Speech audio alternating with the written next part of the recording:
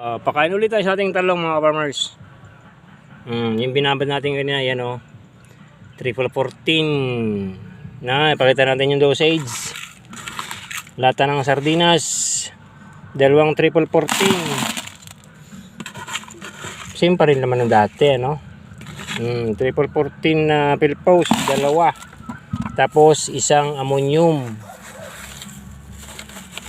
Ang ipapakain natin sa ating talong, yan yung tutunawin yan, isang balding tubig. Ito na yung katumbas niyan, kasi nagbabad tayo, matigas ang 14. Yan ang ginagawa ko, nagbababad muna, no?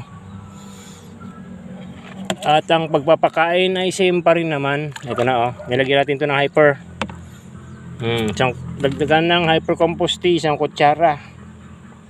Soil conditioner, yan na yung ating mixing. Yan, tunawin, ganyan na itsura. Tapos ang papagkain ay isang cup noodles kada puno.